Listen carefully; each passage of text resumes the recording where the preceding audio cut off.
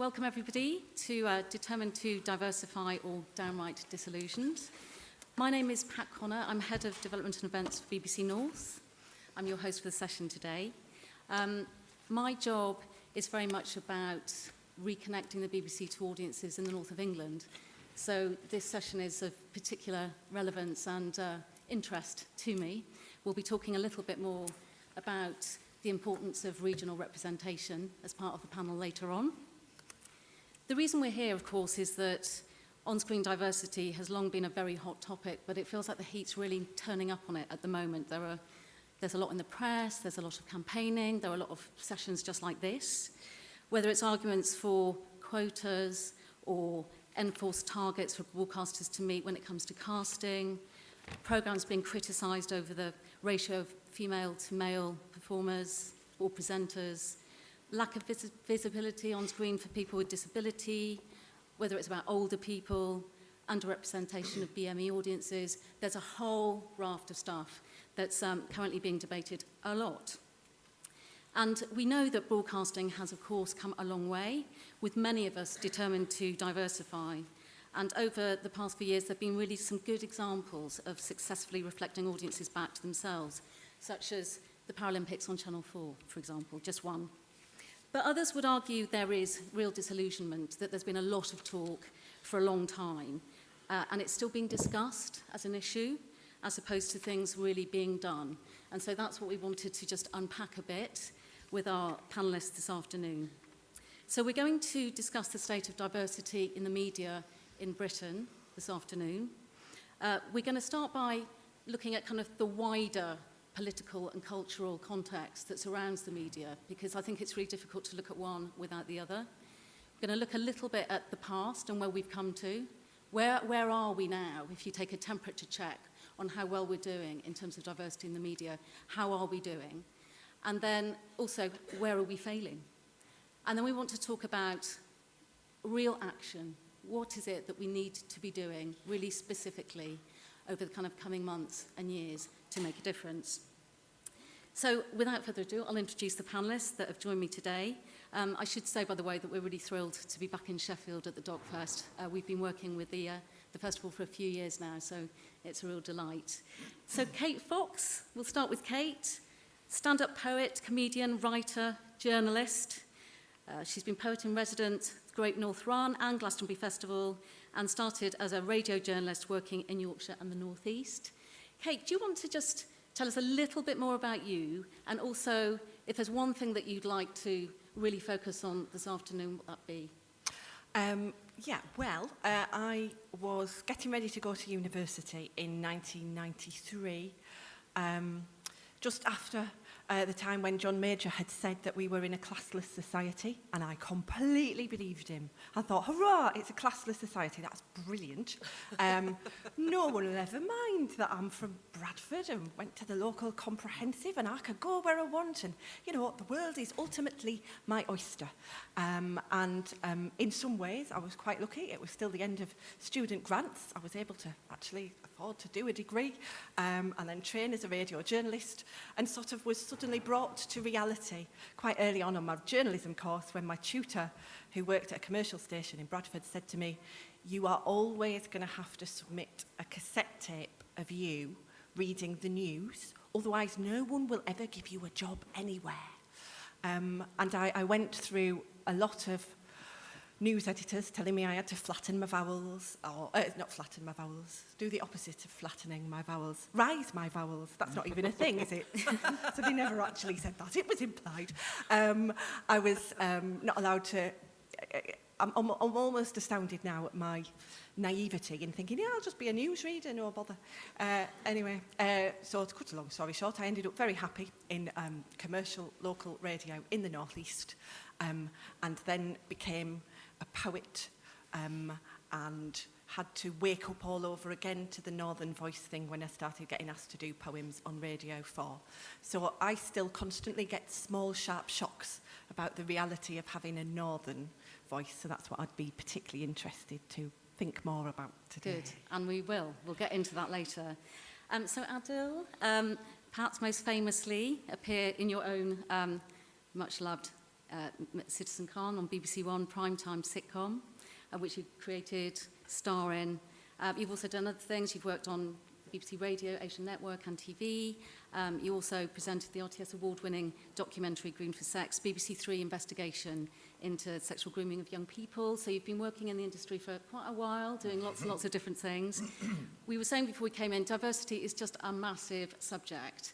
And there is so much to talk about, and it's really difficult to do all of the different strands within that kind of great justice. But if there's one thing that you wanted to surface this afternoon, what would it be? I mean, there's lots of things, isn't there? But I think me personally, being from a diverse background has been my immense strength, you know, and it's been absolutely one of the core reasons as to why I've been able to progress at the BBC, progress in my media career, whether it's a commercial radio, both radio and television. And actually, you know, in a strange kind of way, you know, being a minority, being aware of that, being aware that perhaps there are going to be fewer opportunities, or being aware that I'm going to have to try that bit harder, has also been a positive for me. It's also been that thing that's pushed me, and I think that's absolutely a good thing. But one thing that concerns me about this whole debate, that actually it's not about the BBC, it's not about the media. I mean, at times like this in austerity, we've been here before, minorities get it in the neck, and the minorities are the first to talk about it, and quite rightly so, in all forms of life. And you have to see what's happening in Birmingham right now, and you know, it's not a big thing as people are making out, but there are issues there. But that, you know, it's only a natural thing that I think we'll find ourselves in all forms of society. But one thing that worries me, and I've done a few things like this now, is that if you were a 17, 18-year-old student right now, and you're making very important decisions in your life, you know, your parents are perhaps, if you're from an Asian background, your parents are expecting you to be a lawyer or a doctor, but you can kind of think, I want to do what Adel does, I want to do what Lenny Henry does. But if the voices and if the message that's coming out is that it's very difficult, it's very hard, the BBC aren't doing enough, media's not doing enough, then I'm afraid those people are going to turn their back away. And that'll be the worst possible thing, because none of us want that to happen. So I think what we have to counterbalance the argument is with the positivity, and we have to have hope. And we've got to remind ourselves that this debate will never go away. We're never going to turn around and say, well, that's enough black people on telly now, that's enough Muslims, you don't need any more of that. That will always be an argument for more. And I just think that we just need to, and I'm not trying to say it's easy because I've got a show, and it's been tremendously hard for me. I've worked at the BBC for 10, 12, 13 years, and I've had lots of knockbacks, but you keep on going. But that needs to be the message to people, that eventually it will happen and it can happen. Not that it's not going to happen and it's not happening. So I think, you know, we need to have an element of positivity, because, you know, the very people that we're trying to enthuse and attract will be turned away. Very good, thank you. Beatrix Campbell, award-winning journalist, author, broadcaster, campaigner and playwright. You won an OBE in 2009 for services to equality. And you've been championing for your whole life, really, equality for women, equality for everyone, I guess, equal pay, many things like that. Is this still your kind of number one priority? Yeah, I think so. I'm very struck listening to you two and the kind of questions that you're trying to put to us by the difficulty of thinking about where we've come from and where is it that we've arrived at. I'm, as you can see, a person of a certain age, and everything about me, where I was born, the kind of house I lived in, the kind of school I went to, the sound of my voice, the ambitions of my family and my class are all monuments to something that we used to call the welfare state. There was the moment when the majority class was answered, or had to be answered. There was a sense in which we were entitled, we had to be addressed, we had to be engaged with. That is no longer true. So everything that made me, the conditions of my existence as I was being formed as a young person, have been erased. That's a very odd feeling. It raises really important political questions, given the themes that we're going to be tussling with today. We'll get to that in a bit. Good. And Simon Minty, welcome, founder and managing director of Sminty, which offers disability, diversity and equality training. He also co-founded Abnormally Funny People, the comedy team and show, which is described as a group of funny comedians who happen to have a disability apart from the one non-disabled one. So, Simon, your kind of big passion is really about the portrayal and representation of people with disability. Yes, good afternoon. It is absolutely. I mean, your original point about political and cultural context, I do think if we looked at disability 30 years ago, when I was, mid-teens or something, to where we are now, it's been a huge change. The joy of coming up on the train, using a scooter, getting on and off, being able to make my way here, be able to get into this room without any assistance. So there's been a huge shift in the sort of wider perspective of disability. And I'm hesitant to say it, but I do think there's starting to be some significant inroads in terms of television and representation. My hesitation is because there's still a long way to go, and I don't want anyone to kind of go, oh, relax, because I don't think we can. When I talk about this and I talk to my disability rights friends or activists and so on, sometimes we're pushing just to maintain a position now, because I think things are a lot harder. But if there's a big passion, I should mention that the non-disabled person in our team is what we call our token non-disabled person, which is our deliberate little, that almost got a laugh, thanks very much. And it was our little twist of sort of forcing something in. But we've been going for about 9 years. We've just got money. We just recorded our first podcast, which is quite old tech. But the joy is that we're making our own shows and that will go out. So comedy and disability is something that I'm very passionate about. And I know it's a little bit of a minefield because people are very sensitive. But I also think it can be a great way to get over some of these hang-ups we have about disability. And Simon, sort of sticking with you, 'cause I think this is a good place to start. On your website, it's sort of like your mission statement, I suppose, reads, difference is the one true thing that we all have in common. The essence of diversity is something to celebrate and champion. So if we had a swingometer in the room on how we're doing in terms of diversity in the media, and you start with terrible, neglect, somewhere in the middle is just indifference, and at the other end is we're doing really well, we're championing, we're celebrating. This is a hard question, but where are we in that journey, do you think, in terms of, from your perspective? Just to clarify that, the phrase difference is the one true thing we have in common, I'm not always sure it makes sense, and we worked it with a sort of marketing people, and they were great. I love it because it always has an impact, but the more I think about it, I go, oh, I don't know where that is. But there's something about it that the only commonality you have is they're all very different. If I did a swingometer, I think we're just the right side of hesitation. There are moments, I think, when we peak, for me in terms of disability, and this is the problem because I'm a specialist in one genre. I always worry that I can only talk about that and I can't represent other people in that sense, in the broader sense of diversity. But something like the Paralympics, that was a whoosh. We were peaking quite high at that point, to the point I would go out and every member of the public would happily talk to me, very happily talk to me. And then 3 weeks after the Paralympics, everyone sort of dropped their heads a little bit or did whatever they used to do beforehand. So there are moments of just absolute joy. We occasionally get the shock horror, or in terms of documentary making, there's still a tendency for sensationalism or pity or medicalisation of disability. But yeah, I think we're just we're swinging in the right direction, but we've got to keep pushing it. Adil, where would you place us?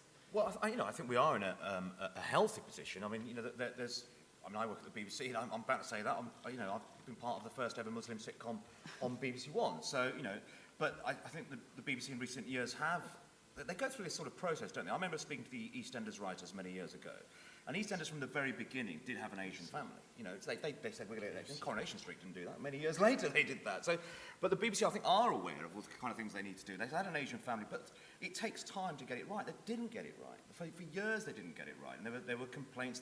But then at the same time, you speak to the writers and say, well, we can't win because you get this situation whereby some Asian people will say, well, Muslims, well, you won't see us in the pub in the Queen Vic. And they say, okay, they take them out the pub and they get them running the shops. And they go, oh, is that all we are, running the shops in London? And, so you can't win. It's so diverse. But I think on the whole we are in a healthy position. But I think, it's easy for me to say, but there's so many people from so many diverse backgrounds. There might be somebody who's transgender might say, well, actually, there's no representation of me at all on television. But I know, actually, working with people in the BBC comedy unit, they are looking at, there's actually a pilot at the moment for transgender. So it depends who you are, doesn't it? But I think it is quite healthy. But I think one thing that should start happening, and it's touching on what Simon said there, I think, is this point about mainstreaming, what I feel particularly proud about Citizen Khan is what worries me about when, I know we'll talk about it later in terms of quotas or Asian slots or, the Asian hour or whatever it might become. What I'm particularly proud about with Citizen Khan, that, we worked so hard in the organic process to get it commissioned. And we were put in the 10:30 slot, then we moved to 9:30, now there's talk that we might get pre-watershed. And that's exactly where I want to be writing a sitcom. I don't want to be 11:30 on BBC Two because that's where, ethnic programming goes. I don't want to come through an Asian programs unit because, you know what, you can get a commission a bit easier than Miranda Hart because there's some money set aside for you. So I think mainstreaming is important. When will we see a disabled person presenting the weather, for instance? That kind of thing. I think those are statements that the BBC One and BBC Channel needs to make when we are doing things like Strictly Come Dancing or the Olympics or our big shiny TV shows. It's saying, well, these are the people that we want to represent Britain and represent the BBC. And I think they've made massive inroads with women. I think that really has happened. But I think there was an accelerated sort of policy from within to make that happen. But I think they've got it right. Now, you've got a position now with Strictly Come Dancing. It's going to be presented by two women on, prime time, BBC One. I mean, that is phenomenal. That's great. But that's taken some time, and I think that needs to happen more. Mainstreaming, I think, is key. And not only on air, but I think behind the scenes as well. I think sort of in terms of leadership, I think, also we need to get more people from diverse backgrounds, really as commissioners or sitting on very important boards at the BBC. But I think that will happen over time. I think it's an organic process. So we're in a good position. But of course we need more. Thank you. And sound like a politician. I don't want to be. It is really difficult to discuss diversity in the media in particular and TV without just looking at this in a much wider political context. To isolate the media and television's responsibility away from the rest of society. And Bia, I was sort of very struck by a column that you wrote recently in The Guardian when you said something dire happened between the women's liberation movement and now. That's why I've written a manifesto, End of Equality. It became apparent to me that in the first decade of the century, the conditions necessary for achieving equality between men and women had been extinguished. Are things really that bad? They are. Do you want me to talk about that? Okay. I think the thing that's really remarkable is that I kind of want to insist on, is that here we are in a really paradoxical moment. Here we are. I mean, marvellous. We really are. We're marvellous, and we are unprecedented in the history of planet Earth. So are you. And the reason that we're here is because, and I'll talk about this in a second, of movements that created change that created us. And what's very scary about this moment is that to some degree these movements have infused what you might call our collective common sense. We kind of all think the thoughts we think because they were there. They made us.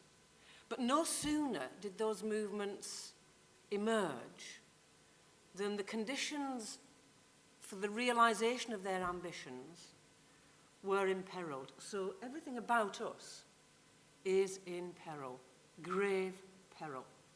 It will not get better without all sorts of really radical and revolutionary interventions. And here's why. The kind of social movements that generated you and your optimism and your possibilities, and you, and me, and you, were born in the 1960s, flowered to some degree in the 1970s, found an institutional life in the 1980s. And the thing that's really important about those new social movements, as they were called, is that they addressed that matrix between, if you like, the institutional ordering of things, the institutional ordering of power, and the intimate experience of power and powerlessness, the intimate experience of oppression.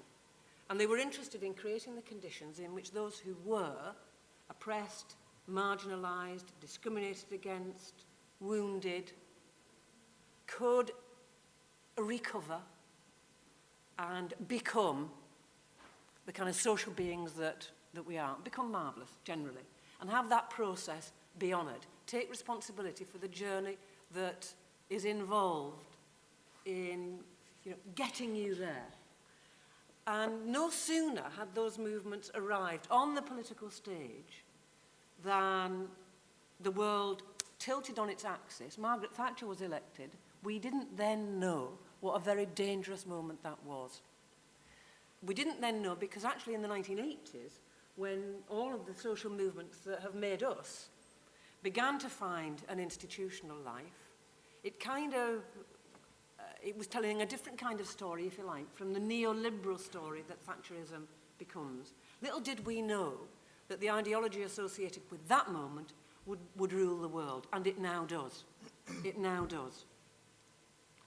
And if we look at the sums and see what kind of world it's produced, say for people like me and half the people in this room, what does it look like? Because you see, that moment generated a kind of benign faith, an incorrigible optimism that it was all going to get better, and that men and women were going to sort stuff out, and they were going to be nicer to each other. Well, certainly that men would be nicer to women, and that we were on a generally kind of slow but inexorable journey towards a kind of evolutionary trek, if you like, towards equality. Okay, is that true? Well, if you look at any set of statistics, which is what I've been doing these last few years, and it's all there in that very small but perfectly formed little book, what you see is a very different story. That the journey towards economic convergence between men and women is absolutely stalled. It hasn't shifted in about 14 or 15 years. So, the equal pay gap that prevailed when I started work has been budged a bit, but the annual gap between men and women's earnings is absolutely stable at around about 26% across Europe. Imagine that. It's 50% when it comes to your pension. Imagine that. Universities, journalism courses are stuffed full of women. Imagine that. And when we look at the statistics of where they are in our creative industries, here's what we see. But before I get to that horrible bit, I want to say something a bit more about that institutional moment in the 1980s. Because something really, really important happened. Channel 4 happened. It was very important to people like all of us. Because it was designed, actually it was conceived by a Labour government, introduced by a Tory government, and it was conceived to give space and give voice to marginalised majorities and to minorities. And so that's how we got Out TV. That's how we got Diverse Reports. That's how we got... Actually, I'd completely forgotten. I was telling you, I'd completely forgotten. I'd made a documentary in 1990 about being gay in Russia. And you think, ooh, fancy that. And can I just ask here, because I think it's really interesting talking about, I mean, it's shocking what you're saying, but I suppose what we're looking at today is particularly kind of the role of the media and portrayal and what the channels can do to kind of push that on. Do you think that a disproportionate amount of responsibility is left with broadcasters? Are we expected to lead, or should we be led better? Well, I'd love to hear from all of you on that. Well, the fact is that it has a form of creative and institutional and material power that makes it terribly important. There isn't a person in this society who is not a participant in it, not least as a watcher, as a spectator, as a person who depends upon it. So it's completely important. What we see could not be more important. The stories that we tell each other are part of how we understand and make sense of the world that we live in. Okay, what we've learned quite recently is that the broadcast media depend on the print media. Well, Women in Journalism did a survey quite recently, and here's what it tells us. That, okay, this is in terms of presence. It's really important for all of us to not just see somebody who's like us, but precisely somebody who's not like us. To read somebody who is like us and not like us. That's what this diversity conversation means. Okay, if broadcasting depends on print, this is what you get. What you get is, as I say, university courses on journalism full of women. The majority of students are women. Front pages, bylines, 78% in 2012, men. 22% women. Who's quoted or mentioned? 84% of the people quoted or mentioned are men. Who are the experts? 75% are men. Who are the victims? 79% are women. 2% of the identified victims are men. And Robert Peston told us this week, well, actually, one of the real crimes of broadcast current affairs, and certainly news programmes, is its dependence on a print media. Well, that's what the print media is telling us. And of course, that also tells us something very important about who thinks what is important. For a start off, what men think is important is what the conversation will be. But for a second start off, the general context in which what's important gets determined is that overall political atmosphere that I described. The world is ruled now by a set of values that have abandoned the language of collectivity, the language of solidarity, the language of shared responsibility, and becomes a language of consumption and choice and individualism. So the whole issue about discrimination against women is to do with choice. Women make bad choices, you see. They have babies. Men don't have babies. But that fundamentally affects what you think is important and who gets to tell you what you think is important. Absolutely. And I would like to bring Kate in now. And we don't have enough hours in the day to do this session justice. I'm very mindful that we've got quite a bit to get through and only half an hour. I just wanted to play in a clip, because I think it was something that I read that you actually wrote, Bea, about, you were talking about the Made in Dagenham film and about how women had triggered this extraordinary change in terms of equal pay. But you said what was interesting about it was it wasn't just about the strike, it was about real life. And I think that this is something that we've all talked about in terms of diversity. Rather than having lots of categories, it's about how much are we really portraying real life in the media, particularly in TV and radio. And I just wanted to play in this clip from Coronation Street, if that's okay. So the reason I wanted to play this in because I wanted to just throw out a question to all of you, and I think we'll start with Kate, which is this. Which programmes, in a kind of more positive way, do you think currently and accurately and authentically represent life in Britain, whether it's particular genres or dramas or individual programmes? It's interesting you've preceded it with that clip, actually, because at one point I probably could have said Coronation Street, and immediately off the back of what Beatrix has been saying, thinking about, Coronation Street used to have the figure of Ken Barlow, who was the one who went off and got an education and then got mocked for it roundly and became a newspaper editor. And at least in Coronation Street, we probably used to see a slightly more diverse class spectrum, and that's not there anymore.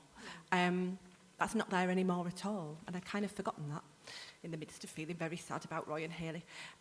Gogglebox, actually. Gogglebox, because that is a programme about people watching and engaging with broadcast media in a way that is both sometimes accepting and shows how far we kind of do, because it's embodied within us, we can't get away from it, these dominant narratives are there, and sometimes resisting it. And there's a really good spread of people engaged in this battle that I think is the battle that we're talking about, the battle to sort of how do you carve out a space that's not just the space that you are being given. So, and you did hint at me to keep it brief, so I'll keep it brief. In summary, Gogglebox used to be Corrie, not now. Adil? God, it's impossible, isn't it? I mean, you can't. There's not one programme that you're going to say, well, that absolutely nails diversity, because somebody will go, well, actually, even if there are Asian people on there, go, well, it's not the kind of Asian person I am, So it's completely impossible. Although I would say, I think strangely, CBBC, not strangely, quite rightly, CBBC absolutely nail it, and they seem to be so brave in that camp. And I think it's the kind of slightly innocence of being able to do that, and they've got to show they're Mr. Tumble. And it's pretty much you can think of any diverse background we've not seen in that show, and I think that's fantastic. But I think it's unfair to say try and pick a stroke. Yeah. Big fan of Gogglebox. I think it's fantastic. But of course, Citizen Khan, BBC One, represents all Muslims. So look, it's an impossible question. I think really. I think there's lots of shows that will reflect, but I think that's the dangerous thing as well, that we just don't think just by having more Asian programs for Asian audiences that's somehow going to keep all Asian people happy. It's not. We are also in a dilemma in this country that going back to your earlier question, actually, and a little bit what Beer was talking about, is that if you look at Asian audiences now, probably most Asian people watch a very insular channel, an Asian channel on Sky, which is Star TV, which programs come out of India. Now that's whose fault is that? That's just the way society is.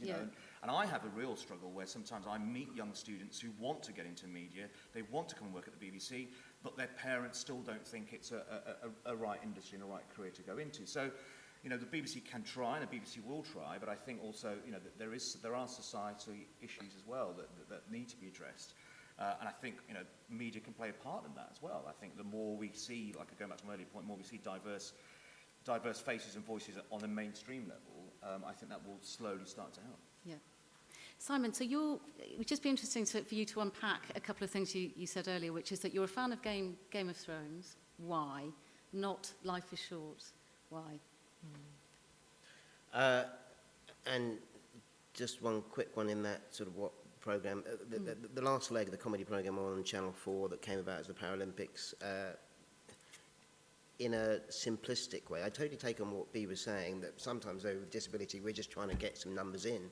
It's not even to that sophistication level, we're really at a base camp. But the last leg is a show that I think, whether you have a disability and you're fully on out there, or whether you're really quite embarrassed about it, and you're not disabled, that is a programme that everyone seems to watch, and they get it. And I love the fact that the not disabled comedian, Josh Widdicombe, sometimes controls the two other comedians who go a little bit too far with a disability. So in terms of appeal, Life's Too Short, I did review it when it first came out, and the first episode wasn't too bad. This was the sitcom with Warwick Davis. Someone's smiling there, I hope you didn't commission it or something. But the problem I had with it, and this is where I get a little bit more detail, was that the Warwick Davis character never, ever had any self-respect, self-worth. He never had a line that he said, actually, I'm not going to go beyond that. Whether that's reflective of his real life, who knows? But the point was, he was always the butt of the joke. He was always the one that was humiliated. There were times, even Gervais used to be quite sophisticated in extras, the sort of the loser character that would get a little moment of redemption, a little moment where they would win something back, and that made it so much funnier, so much deeper. Whereas Warwick, they never got to that. It always stayed at he would just do anything. Game of Thrones, I know this is a bit specialised, we're doing very short people stuff here. Do you watch Game of Thrones? Yes. Thanks for that big rapport, everybody. 6 of you. Thank you. Maybe a few more. There is a character in it played by an actor called Peter Dinklage. It's a fantasy programme, which in theory I should not like, because again, it's a genre that short people are typically in. His character has so much depth. The reference to him being short comes up. It's the first show since I've been, this is why I got into doing what I'm doing, because I'd watched television programmes with short people when I was growing up, and I would just feel awful about it, and I didn't want to do that. Whereas this is the first programme, he's a fully rounded character, he drinks, he has sex, he doesn't really fight, he gets other people to fight for him, which is exactly what I would do. He's just got this, he's complex, he's well-read, he's contradictory, he's scheming. It's just fantastic. And I remember watching a couple of them, and what he says are things that I think about being short, in just being in the world. So to have that level, but also it's all part of the drama, it doesn't detract, it just, for me, it is a joy. I mean, I should say, there are people in the short person community that are angry with him because he's not out there campaigning, because he's married to an average-sized woman. And I just think, oh, jeepers, please. What he's doing is fabulous at the moment. He's really pushing some boundaries. He could be the first lead in a Hollywood film that is a romantic lead that gets... See, I would. He could be the ones that gets the bums on seats. And this is a short person who's 4'2", so he might be 4'6". So that's why I love it, if I explain that. And should we have a look at this? Have we got a clip? I don't think... Or is it a still? I It's said just that- a still. So this is... I think a clip would blow your budget. Yeah. Yes, yeah, that's true. It would. Thank you. So I'm just going to move us along, and apologies again for kind of veering from one thing to another, but there is a lot to cover. And Kate, I wanted to kind of come back to you about the importance for regional representation, voices, writers, accents, points of view, perspectives. I just wanted to play in a clip to just kick us off of an event that you recently took part in, which was in South Shields on Good Friday, called the Great North Passion. So if you could just have a quick look at that. Thank you. Sorry we couldn't listen to that whole poem in its entirety, but do check it out. I think it's still on YouTube, and it's well worth a look. And the reason that we picked that clip out is clearly there's been a shift. There are more programmes and productions happening out of London now, a very sort of deliberate move in recent years. But we were talking before about not just more accents, but the way that those accents are perceived and used. And I thought what you were saying was interesting about how there's an association with North-East accents, for example, with entertainment, light entertainment and comedy. And do you want to just talk a little bit about that, about where we should be hearing them more? Yeah, and I think it's nice to see that clip, but it sort of reminds me of a struggle that I kind of feel like I lost in a way. I really, when I was asked to take part in the project, I was really pleased, and I was so determined that the kids' voices would be there, and it would be not something written for them, it would be something written by them. But because I had to perform with them too, that sort of impacted on things. And I debated with the kids, they were 13, 14-year-olds mostly, whether it was Geordie enough, because they were saying we want it to be more Geordie, and I had to Geordie the script up with their help. And then one of the kids said, well, what good is that going to do you? What good is that going to do us? And I was like, oh, it's an interesting time that you're asking that. Probably not a lot of good, to be honest. It's all right if we're going to do a jolly poem about kindness by the sea. I should be being more affirmative about it, because it was a brilliant experience. But we completely played into a stereotype, really. We were lovely. We were unthreatening. We had no gravitas. We talked about fluffy things and ice creams and sunshine. And I'm definitely allowed to do that with this voice. And my general persona, but as soon as someone like Steph McGovern, the BBC Breakfast Business reporter, speaks in her similar voice, she has crossed the line. She's not allowed to do that. She will explicitly be, well, she is allowed to do it because she's doing it, but she will be told in interviews, a boss told her, I didn't think people like you were clever. She will daily get people tweeting her saying, don't like your voice, go back to your council estate. I don't explicitly get that. I just get people sometimes explaining long words to me in conversation in case I don't know what they are. And I've begun to pick up on these subtle cues that I was unaware of.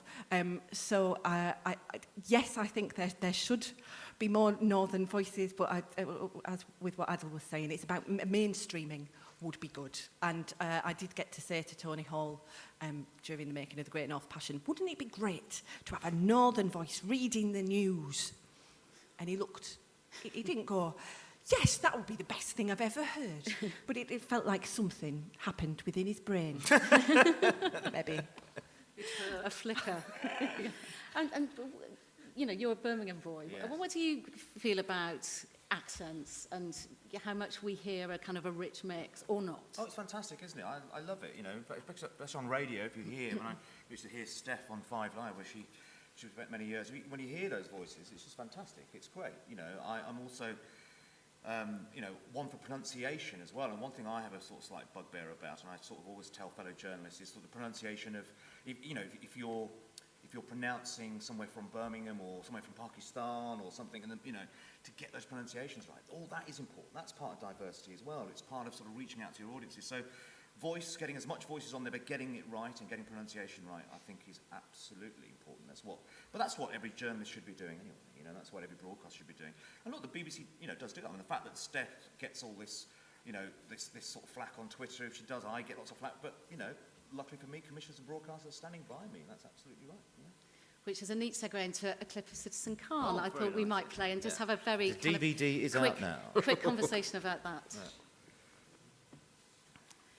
So we talked a little bit about Citizen Khan already, but I think it's just interesting. And what kind of lessons could you share about the process of getting that into the, you know, that fantastic Well, slot? you know, it was a real tough process, but for me, you know, it started from a dream of working at the BBC and, you know, working at the Asian network. I started on radio there and doing various characters, and and sort of, muscle my way in and trying to get meetings with various people and with the comedy department and at BBC Three at the time, and it, it was a long old journey, but it was worth doing, and I knew when I wanted to do this that the BBC was the only channel that could do this. Were they nervous though? Was there nervousness? Well, actually, yes and no. I mean, the BBC does have sort of procedures in place for any shows that are sensitive, and I think quite rightly, because it was the first Muslim comedy, there was going to be some sensitive issues. So yes, we did meet up and discuss anything that we felt that was going to be regarded by some as offensive, but we didn't have to take anything out. We just had to have a defence for it, and that's with any show at the BBC. But one thing we very quickly learned is that you speak to one Muslim person and say, what do you think of Citizen Khan? They go, oh, that doesn't happen, we can't have that. Alia, the daughter, that would never happen. There's no way that would happen, that a girl in a hijab would be dressed like that. But then you speak to another Muslim person, that's just like my sister, or that's just like me. So you realise that we're not all the same, and that's the really important thing that I think, we knew, and as people came and worked with us on the show, programmers and the commissioners, they all began to understand that actually this is just one Muslim family, And if you look at that clip there, with the irony of that now, we filmed that last year, and the argument at Birmingham is that all Muslim families want to send their kids to these very Muslim schools. I get accused of being stereotypical. Mr. Khan is sending his kid to a Catholic school, so it's far from that really. So I think really, what you have to remember is you can't represent or portray Asians or Muslims just because I'm an Asian Muslim writer. It's just my story. Yeah. But that's important as well. It's my story that I should be able to write. So I'm very mindful of the clock, and we've only just started to touch on some of these kind of very, very important, we've got a multifaceted conversation. I'd like to round up by just talking about kind of some of the current work that's happening, what you would like to see happen as well. But can I just get a sense of people who might have questions, because I don't want to not give you the chance. So we might take some questions now and then come back to the panel at the end, if that's right. We've got some roving mics, I believe. So, yeah. Man in the black T-shirt or black jumper? Just here. Your hand was up first. So. Do you ever find that sort of programs such as the Undateables create a kind of more kind of voyeuristic sort of voyeuristic kind of entertainment rather than kind of focusing on a serious issue sometimes? Simon? Yes, there's Undateables and what was the other one? Beauty and the Beast, I think. Channel 4, it's really hard. They keep going for the sensational titles, and I know why they do that. I do know some of the people who collaborated with them, and they always said these are working titles and we dropped them, and then they didn't. And so there's a lot of collaborators who were very upset by what they did. When I've watched them, I don't know, it's really hard because, there is a little bit of plinky-plonky piano music, you do get a little bit emotional. I don't know. When I was asked what was the good and the bad, they were in my I'm not sure category, because I do want it to happen. They're better than some of the shock documentaries used to have, but I do think there is something a bit wrong saying the Undateables and what they actually do, and also I know a couple of people who appeared on them, they've got kids, they've got out there. So they've been dating. So there's a little bit of a whole manipulation going on. That's where I do get a bit of a problem. I think you're right, Simon. And I think also you have to be sort of careful what you wish for in a way. That you were kind of saying to mainstream channels that we want to get more diversity on those peak time slots. But I think the danger is that someone like Channel 4, who are pressured to get those figures, they need to raise the figures. Then almost every show in that slot is sensational. So it's we kind of have to take it with a slight pinch of salt. Be careful what we wish for. But if you look at something like Benefit Street, I quite like the show. What was wrong with it was probably the title, But there is that street in Birmingham. It's not far from where I am, and it does exist. And there are people like that. They're not actors. So I think unfortunately, that is just the way television is, isn't it? That we kind of look for those sort of quite nuggets, those sort of common nuggets that the audience will be sort of attracted by, but often you watch the show and you go, actually, it's nothing like the title suggests, But unfortunately, that's what Channel 4 are doing, and but they go and win awards and they get great figures for some of these shows. So Sorry, I just to bounce. BBC Three, I think, have done some better documentaries on disability. And I know they did one, Small Teen, Big World, a few years ago, and they did quite a few of those. And And they were great. They were fly on the wall. She was allowed to speak, the person who put it. So there wasn't a whole load of emotional stuff. If it happened, it happened. Well, it's like, so when I did my grooming documentary for BBC Three, which was exposing the sort of the grooming of young white girls from a disproportionate number of Pakistani men, and one thing I was very keen on doing, which I hate seeing in documentaries, is that they will just find one imam who will just back up the story. I said, we're not going to do that, because it's very easy to find one imam who will back up your story. Let's find 3, 4 imams. And also, let's just speak to some ordinary Pakistani men, when I say normal Pakistani men, who aren't in any way associated with any of this crime, but live in that area. Let's see what they're saying. And I think that was really important. So I think there's a level of responsibility for broadcasters to do that, to avoid some of that sensationalism. Okay, let's take another question. Can you pass the mic? Do we have it still? Thank you. Hi, I'm Cara Mars, Britain and Poetry.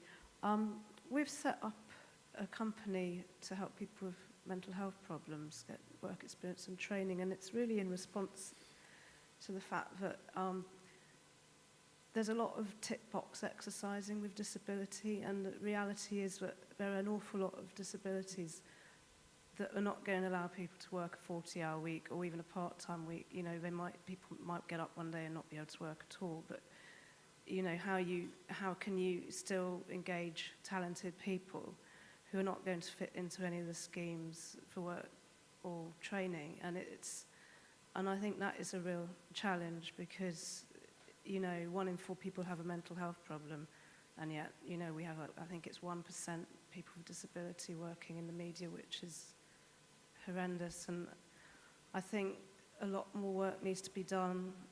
Organisations like Skillset, they really are not supportive. I would call them actively antagonistic, in fact. You know, monitoring doesn't work. Quotas don't work, because it's very easy to say, okay, well, I need 5% people with a disability. You know, let's just, do you get asthma? Yeah. Have you got migraine? Yeah. But what about all those disabilities, you know, that are not going to let somebody work?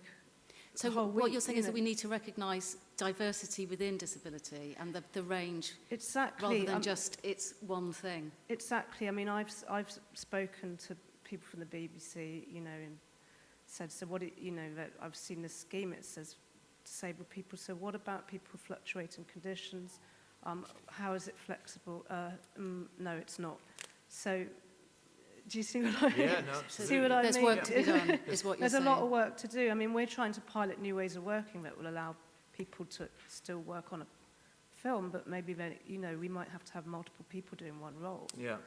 I think absolutely right. I think it needs to be more understanding of mental issues and mental health issues and disability throughout society, not even just in the media. Yeah. But one thing, just kind of touch a little bit on what you talked about, which I wanted to get across, was, and it's not come from me actually, it's coming from somebody very senior at the BBC who brought this up with me, and actually he's absolutely right, that the problem is with shows like mine, with Citizen Khan, is that, and what we've done again for this series, we pick up last year's call sheet, you know, so you pick up last year's call sheet, you're up against time, you've got 3 weeks to employ all your staff, and you look down the call sheet and you go, yeah, they were all good, call them all back again. You know, and that's why you find over time you get a very small pool of lighting directors, camera crew, and it's not, you know, so and actually what this very senior manager has said, that they're going to now look at ways of how we change how that works, make program teams think out of the box.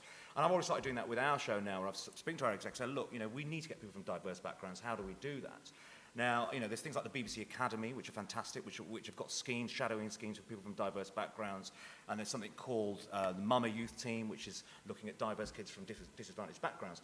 But I yet don't know of an organisation that I could turn to for something like mental health issues. And that's something that, you know, I should probably take back to the BBC and go, look, okay, who's the organisation that we can speak to try and encourage more people from that community to get involved, and perhaps speak to you as well. But you know, I think that's what. So really, it's not really the BBC saying, well, we don't want people from ethnic backgrounds, or we don't want people from diverse. It's just it's almost the way it works. You know, we have 3 weeks to recruit a team, so it's almost like we'll just go with who we know and who's good. But I think what the BBC has to start doing is looking at ways to really expand those teams. You know, different ways of working and thinking out of the box in all forms of people, in all different types of people. So on that, I think it's, you know, we're coming to kind of the natural conclusion on this, which is, what can we do? I mean, if there's one thing that you would ask everybody here to think about when they go back to work, what might that be?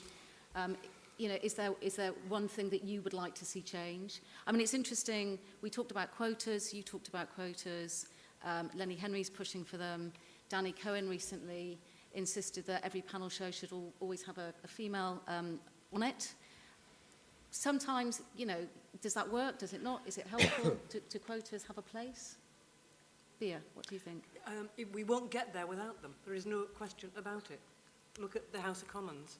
The only thing that produced, for the first time, more than 100 women in the House of Commons in 1997 was, in effect, a quota system that, shook up the Labour Party. Some people hated it, but actually yielded an enormous number of women in the House of Commons. And we're likely to lose that proportion.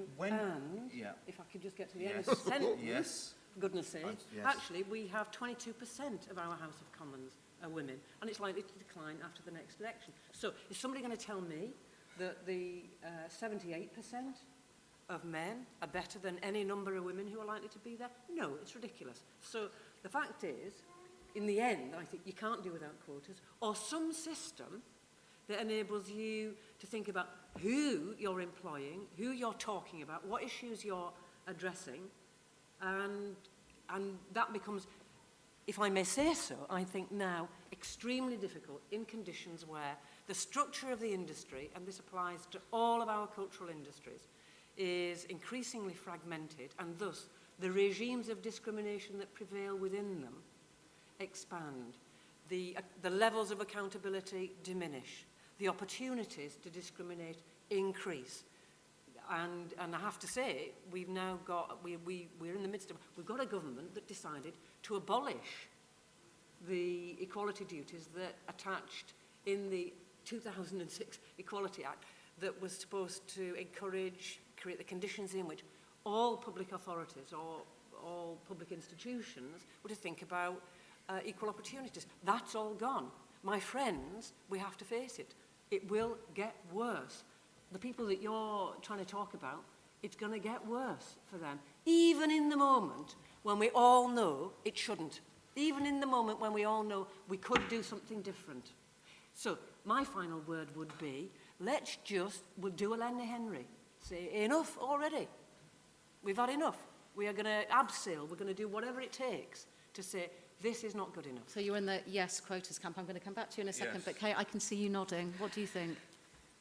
Yes, it's, I suppose, in terms of the Northern Voices issue, it feels kind of not exactly simple, but if the BBC, for example, was to start doing more regional training and invest more in regional programming again, and have, for example, degree apprenticeships, so that you had in the northeast people who didn't then have that obligation to move to London, that would be a thing. It seems to me there's the biggest distinction here. We're talking about both visible diversity and then the more problematic thing, invisible diversity. And in the Great North Passion, when I said to a couple of people, do you know, out of 12 lead artists on the project, guess how many are women? And they go, do you know? There was just one, it was me. And then at least 3 people went, oh, that's surprising, isn't it? But on screen you can't tell, can you? Because it's quite balanced, like with the voices that there were. And also, on the race front, we were quite diverse. And I'm like, well, good, well done on those 2 things. But 11 blokes and 1 woman behind the scenes, is that okay? No, and I think your thing was, it's often when it's more invisible issues, that's harder. That leaves me pessimistic, but I'm optimistic about what we can do about visibility. Adil? I worry about quotas because I don't know what it means. What quotas are we talking about? What, are we talking about quotas in terms of, let's say we want a certain amount of Asian and black people on every programme team on the BBC, Well, if we're to do that tomorrow, it'll be the same Asian and black people, and there's not enough of them out there. So it'll be the same. It will, yeah, but you can't impose these quotas right now because most shows would probably fail, and it'll be the same shows that get it. If we're talking about what Lenny Henry is saying, which I think what he's saying is that there should be a section of money that the BBC should put aside for independent production companies that are ethnically based independent production companies. I don't know any ethnically based independent production companies. I've never been approached by anyone in the last 15 years, and I'm not sure whether that is the right way to go. And I certainly, if I want going to write a comedy right now, I want to be up there with Miranda Hart, Lee Mack, Mrs. Brown's Boys. I want to be working with if it's in an independent sector with Hat-Trick, the big guys in town, not with a small production company that is there to say, well, we're here just to write an Asian comedy. I want to be up there. If my show had been given a leg up because it's got some money because you're an Asian comedy, I don't want to do that. I can't, I want to stare Miranda Hart in the face and go, I'm right there with you, And I want that kind of respect from my colleagues. So I think quotas is a really, really dangerous game. And in terms of more women, I think that was right for the BBC to do that, to get more women on panel shows. Had it been a private organisation, we probably wouldn't have heard about it. That would have been just an internal policy. The fact is the BBC is accountable, and it's a public body, and it has to say those things. And I think, but I've worked on radio and TV for many years, and we always look at that. We look at your panel, and I think, so it just goes back to making those reminders, and I think that was probably the right thing to do if it needed that kind of thing. But my final word on this is that what can we all do? I think we all have a level of responsibility to do something about this. Everybody in this room has a level of responsibility to do something about this. If you want to make the change, we can all make the change. If there's a story you've got to tell, like me, you can try and write that story. And to quote, actually, it was, who was it last week? Kevin Spacey last week, who was actually quoting Jack Lemmon. It's a great thing, which is something that I'm very aware of, is send the elevator back down. And I think that's so important that somebody in my position who gets into the BBC or is in a position that's got a TV show that actually, what am I now going to do for other people from, who are struggling to get up? And I think that's for all of us to do, is send the elevator back down and bring people up. And one thing we're very keen on now with the show is it's not to get, no disrespect to some of the same old faces, but the same old Asian faces on TV, and looking for new Asian faces who have maybe got some experience in theatre but never had television experience to try and push them through the show. So I think, we can all do something, and we can all play a part in making this just exactly the kind of broadcasting industry we want to see.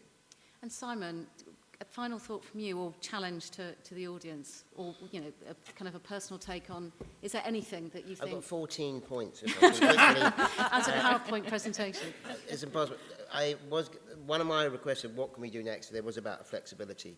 I think television thinks sometimes it's this industry that it is so unique that these deadlines are so critical that nothing ever, the whole world will fall apart. I've worked in lots of industries, and they have even more important deadlines than television sometimes. So a little bit of flexibility. The government's getting smarter access to work in terms of disabled people working in the media to give them support, have flexibility, short-term contracts. I also think if the high-level talent, whether it was Spike Milligan or Stephen Fry, they made a huge amount of changes, flexibility, changed deadlines for these people. And they've got complex mental health problems, and they're like, this is the talent, we will do whatever we need to do. The quota bit, I used to be so vehemently against it, I couldn't bear it. The idea of me having that leg up and I'm there, and everyone goes, you know why he's there? It's because of. The last year, I'm starting to go and say maybe, because the progress is so slow still. There are great examples, what I haven't listed, but in soaps and drama. At the moment, probably what Danny Cohen said, for me, is as good as a quota. There's no specific rule, it's just that this is what I want, and then it happens. And there's a nice bit going on. I think there's a chap, Toby Middleton, who is the disability advisor to Danny Cohen, and I like the fact that senior people have got this person they can refer to, who's got experience, got some knowledge. So those sort of things I hope will encourage it. Yes, okay. Thank you. I'm mindful that we're probably just going to get thrown out because we've gone over time, and I'm sorry we didn't have more time, but I'd just like to thank you all for coming and say thank you to Kate Fox, Simon Minty, Beatrix Campbell and Adil Ray. Thank you. Thank you. Thank you.